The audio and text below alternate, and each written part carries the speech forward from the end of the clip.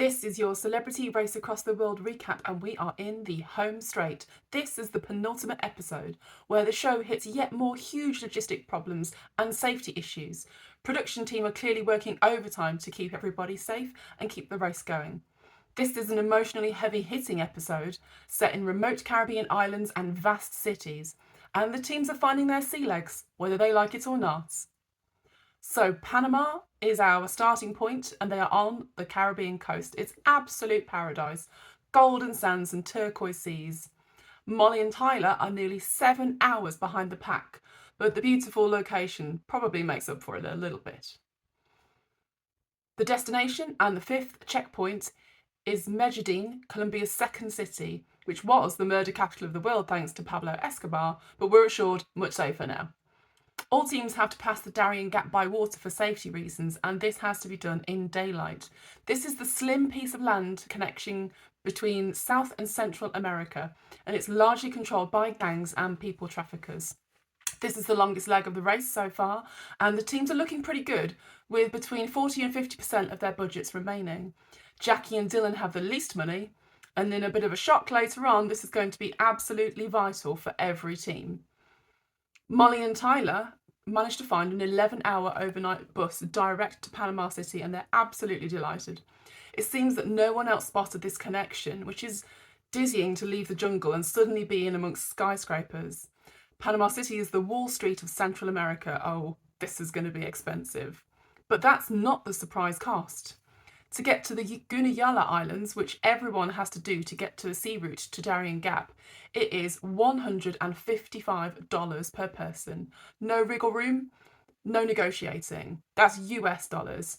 So each team needs to spend about £260. No one was expecting that cost, but it's far, it's very remote and inaccessible, and involves a lot of transport links, mainly tiny boats. It's also too dangerous at night because of rough seas, shallow reefs, and increased cartel activity. This ain't no Dover to Calais crossing. Roman says that he and Harley have already had a discussion. The most dangerous parts of this they are not going to tell their mum about, which I think is fair enough. Life on these islands looks hard, but the setting is idyllic. Senor Blas and family welcome Roman and Harley to their house. The Goonas are Aboriginal. Roman is delighted to inform them that he supports Arsenal, home of the Goonas in the UK. It's a very traditional way of life. Tyler gets there and decides that he wants to learn how to fish, and to his credit, he does remarkably well. He looks so happy and relaxed, like a different person. Meanwhile, Anita and Belle help out at the Boca Chica B&B run by the formidable Roxy, a woman-owned and operated business, and all the women who work there are single or widowed. Anita finds it very inspiring, finding herself suddenly single in her 40s. Belle tells her that he's not worried about whether she gives him grandkids or not. He's only worried about whether she's lonely. So cute. He's such a babe. I love their conversations when they open up about emotional subjects.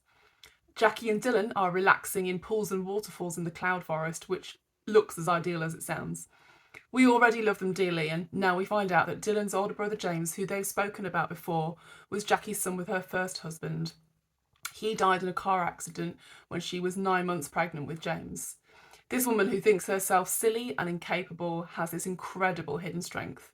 I am personally furious that she's had to go through these tragedies. She must be protected at all costs. I think she's absolutely phenomenal, and it's clear that Dylan does too. She is strong in so many ways, but reading maps, not necessarily one of her skill sets. Embarrassingly, they think they've arrived in Colombia when the first of the small boats pulls into the dock, but they're actually 140k short, with a number of boat rides yet to do. There's one shot, I wonder if you spotted it too. I was worried that Jackie was being sick over the side of the boat, but she was actually watching a pod of dolphins. They have seen the most incredible wildlife on this trip. Any seasickness, I think, is more than worth it. So are you ready for more emotional stories? I'm not sure my heart can take much more. It's remarkable, I think, always how this show is structured. We get to know the celebs, we get to know the race, we get to know how they work as a team before we hear the sad stories. It gives the show such depth and meaning to hold these revelations back. Roman is having a blast with the Guna farmers and thinking about how lucky he is to see these incredible sights. It makes him recall what sounds like a suicide attempt.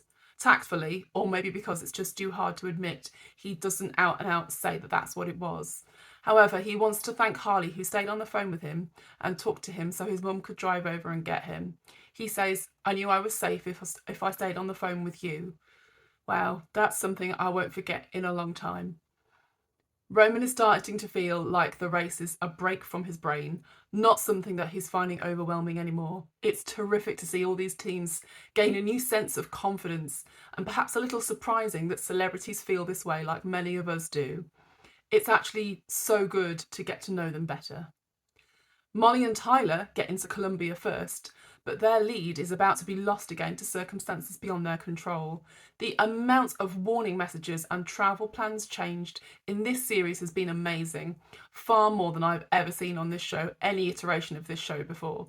Central America is clearly still quite risky in places. There are rumoured armoured attacks, and this has led to high security alerts in the part of Colombia that they need to get through to the checkpoint. All teams must now fly to the checkpoint. The teams worry that these flights, which don't run particularly regularly, could be a great leveller. The teams that they are working against could well end up on the same flight as them. Anita and Bal have terrible luck in this episode, and they are now stuck on a broken down boat. Jackie and Dylan are still some distance behind them. Not surprised, just disappointed, guys. And so it is Molly and Tyler who win, ecstatic to come from last to first place in one episode.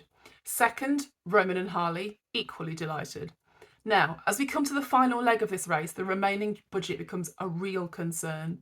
Poor Dylan and Jackie have only 13% of their overall budget left, and teams are regularly sent home if they run out of money. They are unlikely to be able to devote any more time to work, so having a healthy budget is really the best teams could do for themselves to get to the final leg to have the best chance of winning. Bad times for Jackie and Dylan, I'm afraid, because they won't just be able to spend to get the fastest means of travel to the final checkpoint. So it's all to play for, and I will see you back here for the finale. Hasta luego.